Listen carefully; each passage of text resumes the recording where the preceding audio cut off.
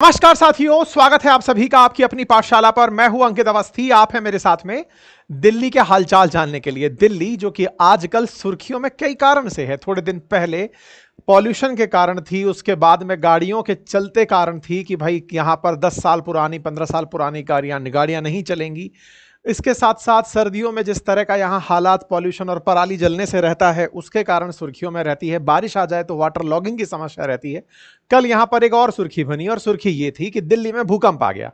अच्छा, दिल्ली में भूकंप की ये घटना कोई नई घटना नहीं है। मतलब जिस तरह से दिल्ली में पॉल्यूशन के ऊपर आए दिन आप खबर सुनते रहते हैं, ऐसे दिल्ली में भूकंप की घटनाएं आजकल बहुत सुनाई दे रही हैं। ऐसे में क्या कोई ड्रिलिंग कर रहा है क्या? मतलब दिल्ली के अंदर ऐसा क्या हो रहा है जो दिल्ली कांप रही है? आज के सेशन में जिक्र इसी बात का कि दिल्ली में आफ्टर ऑल भूकंप इतने ज्यादा आते क्यों हैं। आज के सेशन में कल की हेडलाइंस जो हैं वो चर्चा का कारण बनी है कि दिल्ली में 4.4 मैग्नीट्यूड का अर्थक्वेक आया था। और ये अर्थक्वेक का जो मतलब अफेक्टेड एरिया था वो इंडिया, पाकिस्तान और चाइना था। और ये खातीवास हरियाणा के अंदर इसका पॉइंट पाया गया था कि यहां पर ये अर्थक्वेक आया है। ये वो वाली बात हो गई कि दिल्ली वाले लोग इस बात से परेशान हैं कि पॉल्यूशन के कारण हमसे कहा जाता है कि अंदर जाओ, अर्थक्वेक के कारण कहा जाता है घर से बाहर निकल करके आओ। मतलब अर्थक्वेक ने ऐसे हालात कर दिए दिल्ली वालों के कि अगर अर्थक्वेक के चलते घर से बाहर निकले तो बाहर हमें पॉल्यूशन पकड़ ले रहा है। कुछ ऐसी स्थिति दिल्ली एनसीआर के लोगों के अंदर फिलहाल बनी हुई है। तो ऐसे में दिल्ली एनसीआर में ऐसा क्या है जिसके चलते ये अर्थक्वेक जोन बना हुआ है, उसका जिक्र हम करेंगे। लेकिन एक अपडेट जान लें, परसों सुबह 11 बजे आपके लिए बातें बाजार की पर हमने एक वेबिनार रखी है जिसका लिंक कमेंट बॉक्स में दिया हुआ है। हमारे नए हैंडरिटन नोट्स उपलब्ध हैं अपनी पाठशाला एप्लीकेशन पर। साथ ही साथ हमारा जो कोर्स है जिसमें आप ज्योग्राफी पढ़ सकते हैं, क्योंकि ये जो हमारे नोट्स हैं इसमें ज्योग्राफी का ये रीजन जो आज मैं आपको बताने जा रहा हूँ ये उपलब्ध है, आप उसे देख सकते हैं, उनका लाभ ले सकते हैं। तो कल जो भूकंप दिल्ली के अंदर आया गुरुवार के दिन, वो असल में हरियाणा के झज्जर में अपना केंद्र रखता था। यानी कि वहां से ऊर्जा बाहर निकल कर आई, जिससे पता चला कि इसका प्रभाव दूर तक जा रहा है। इसकी वजह से दिल्ली और एनसीआर के अंदर भूकंप के झटके महसूस हुए थे। हरियाणा का जिंद और बहादुरगढ़ के अलावा पश्चिमी उत्तर प्रदेश और राजस्थान के कुछ इलाकों में 10 सेकंड तक धरती हिलती रही। बहुत सारे लोगों का तो यह तक कहना था कि हमने इतने देर तक अर्थ को हिलते नहीं देखा। कल दिल्ली के लोगों के अंदर एक रिपोर्ट यह भी निकल करके आई कि मेट्रो को रोक दिया गया, क्योंकि मेट्रो चलती चलती हिलने लगी तो उसको रोका गया कि कहीं कोई और कैजुअलिटी ना हो जाए। बड़ी बड़ी बिल्डिंग्स में रह रहे लोग जो हैं वो बाहर निकल करके बाहर आने लगे, सड़कों पर उतर करके आए।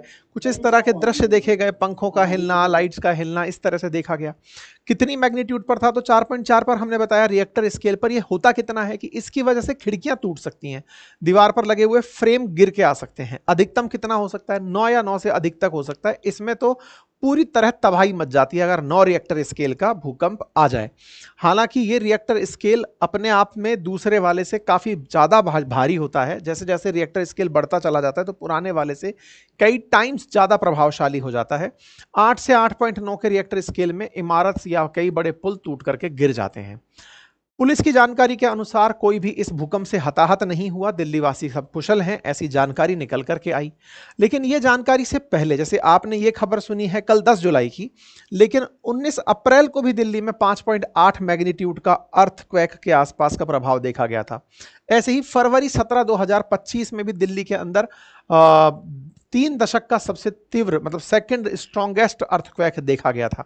तो एक साल में 3 बार तो प्रभाव देख चुके हैं। अभी तक साल शुरू ही हुआ है, मतलब मध्य में पहुंचे हैं, आप जुलाई में हैं, और उससे पहले 3 बार आपको अर्थक्वेक देखा जा चुका है। तो सवाल तो बनता ही है कि ऐसा क्यों है भाई कि दिल्ली के अंदर इतने अर्थक्वेक महसूस हो रहे हैं। इसकी वजह को जानते हुए हम थोड़ा सा ज्योग्राफी को समझते हैं। ज्योग्राफी को समझने के लिए मैं आपको थोड़ा अर्थ के बारे में जानकारी देता हूं। अर्थ, जिन लोगों को मतलब भूगोल की जानकारी है वो ये जानते हैं कि अर्थ के अंदर अलग अलग लेयर्स हैं। सबसे अंदर इनर कोर है, उसके बाद आउटर कोर है, फिर मेंटल है, फिर क्रस्ट है। अर्थ का केंद्र से लेकर के टॉप तक इसी प्रकार का डिस्ट्रीब्यूशन अंदर से होता है। ये जो बाहर की तरफ मेंटल और क्रस्ट वाला हिस्सा है, ये संयुक्त रूप से प्लेट के रूप में काम कर रहा होता है। जॉइंटली इसे लिथोस्फीयर कह दिया जाता है। कहा जाता है कि अर्थ पूरी तरह से 7 लेयर्स में बटी हुई है। मतलब अर्थ की जो सरफेस है उस पर 7 ये प्लेट्स बनी हुई हैं लेयर के रूप में। इन्हीं प्लेट्स को टेक्टोनिक प्लेट्स कहा जाता है और इन्हीं प्लेट्स के अंदर मूवमेंट की वजह से भूकंप महसूस होता है। ये जो अर्थ का टुकड़ा है, कभी इस तरह से प्लेट्स एक दूसरे के नजदीक रही थी, लेकिन समय के साथ साथ प्लेट्स के मूवमेंट होते रहे। इंडियन प्लेट, अभी बताएंगे कौन कौन सी प्लेट है, Eurasian plate, north American plate, south American plate, इस प्रकार से प्लेट्स यहाँ पर धरती के चारों तरफ हैं। इसको और आसान करें तो इसको ऐसे समझिए, जनरली मैं आपसे कहता हूं जैसे दूध उबालने के बाद दूध पर मलाई आ जाती है, तो अंदर मलाई के नीचे तो लिक्विड ही है, ऐसे हमारे अर्थ के जस्ट ऊपर वाली जो मलाई है, जिसको लिथोस्फीयर कह रहे हैं, क्रस्ट वाला जो हिस्सा है, उसके नीचे तो मेंटल लिक्विड फॉर्म में है ही है, लेकिन ये लिथोस्फीयर वाला जो क्रस्ट वाला पार्ट है, अपर क्रस्ट की तरह से, ये जो क्रस्ट वाला हिस्सा है, ये मेंटल में चल रही किसी प्रकार के परिवर्तन से हिलता डुलता रहता है। ये जो ऊपर जमी हुई मलाई है, ये मेंटल में हो रहे उछल कूद से टेढ़ी बाकी या फिर हिलती डुलती रहती है, जिसके चलते जनता जो इन प्लेट्स पर निवास कर रही है, उन्हें प्लेट का हिलना महसूस होता है। आसान भाषा में इसको इस तरह से आप समझ सकते हैं। अर्थ पर कितनी प्लेट हैं? बोले पानी के ऊपर भी प्लेट तैर रही है क्या? नहीं, पानी खुद एक प्लेट के ऊपर डला हुआ है। अर्थ की अगर बात की जाए तो जैसे अर्थ कुल 7 प्लेटों में अगर मेजर प्लेट्स में बांटी जाती है, तो north American plate, south American plate, African plate, ऐसे ही इंडिया जो है वो इंडियन प्लेट पर है, और इससे हिमालय के ऊपर की तरफ यूरेशियन प्लेट है। तो इस तरह से अर्थ पूरी तरह से, मतलब अगर आप पानी की बात करें तो अंटार्कटिका प्लेट, ये जो हिंद महासागर है ये ऑस्ट्रेलियन प्लेट के ऊपर है, इसका कुछ हिस्सा इंडियन प्लेट के ऊपर है। ऐसे ही बहुत सारा हिस्सा जो अटलांटिक ओशन का है या हिंद महासागर का लगभग 1/3 हिस्सा अफ्रीकन प्लेट का हिस्सा है। यानी कि पानी भी प्लेट के ऊपर ही भरा हुआ है, जैसे मलाई के ऊपर दूध आ जाता है, बिल्कुल वैसे ही इस तरह से प्लेट के ऊपर पानी भरा हुआ है, आप ये समझ सकते हैं। तो पूरी अर्थ का जो क्रस्ट है वो भले ही आपको सॉलिड फॉर्म में दिखे या पानी के साथ दिखाई दे, लेकिन वो है टेक्टोनिक प्लेट के रूप में ही। और इन्हीं प्लेट्स में किसी प्रकार का जो संपर्क है वो भूकंप का कारण बनता है। बहुत बार ये प्लेट्स एक दूसरे के नजदीक आती हैं तो घर्षण पैदा करती हैं, बहुत बार ये प्लेट्स एक दूसरे से दूर जाती हैं तो फॉल्ट क्रिएट करती हैं, उसकी वजह से घर्षण आता है। कई बार ये प्लेट्स एक दूसरे के मुकाबले आगे पीछे होती हैं, उससे घर्षण उत्पन्न होता है। कुल मिलाकर के प्लेट्स के आगे पीछे होने से सिस्मिक एक्टिविटीज होती हैं, और इनका महसूस इनके ऊपर रह रहे लोगों को होता है। तो उम्मीद है कि आपको यह समझ में आए कि प्लेट्स के टकराने पर, जनरली जहां पर ये टकराते हैं उस बिंदु को फोकस पॉइंट कहा जाता है, वहां से निकल करके एपिसेंटर तक आपको ये महसूस होता है। कई तरह की रेडिएशंस यहां से बाहर निकलती हैं, कई तरह की वेव्स बाहर निकल कर आती हैं, ऊर्जा बाहर निकल कर आती है, जिन्हें अलग अलग स्केल पर नापा जाता है। प्लेट्स के 3 तरह के टकराव होते हैं।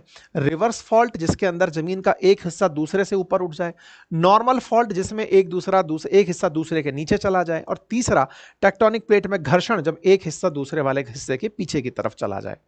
अब जब मैंने इतनी बात बताई तो दिमाग में आने लगेगा कि जब भूकंप का कारण पूरी दुनिया में फिक्स है तो दिल्ली के अंदर क्या कारण है। तो देखिए, ये हमारे देश का नक्शा है। इसे भूकंप की प्राथमिकताओं के आधार पर, कि भूकंप प्रोन कहां है, यानी कि जहां पर अर्थक्वेक ज्यादा आ सकता है, उसके आधार पर इंडिया को भागों में बांटा हुआ है। कैसे? तो यहां पर आप देखें तो इंडिया को जोन 2 से लेकर के जोन 5 में वर्गीकृत किया है। जोन 2 वो क्षेत्र हैं जहां भूकंप की सबसे कम संभावना है, और जोन 5 जो एकदम डार्क रेड आपको दिख रहे हैं, यहां भूकंप की बहुत ज्यादा संभावनाएं बताई जाती हैं। अच्छा, इसके बाद जो हल्का लाल है, जो कि सिंदूरी कलर का सा दिख रहा है, वो जोन 4 एरिया है। अगर आप इस पूरे क्षेत्र को देखें, जो हिमालय का जो क्षेत्र है, उस पूरे क्षेत्र को भारत के हिसाब से आप देखें तो ये जोन 4 या जोन 5 में आता है। मैंने जैसा शुरुआत में आपसे कहा, टेक्टोनिक प्लेट में इंडिया का अधिकांश हिस्सा इंडियन प्लेट में, और हिमालय के दूसरी तरफ का जो हिस्सा है, उत्तर पूर्व का जो हिस्सा है, वो यूरेशियन प्लेट में आता है। तो यूरेशियन प्लेट और इंडियन प्लेट, इन दोनों के एक दूसरे से टकराने पर यहां पर भूकंप की एक्टिविटीज होती हैं और वो महसूस होती हैं।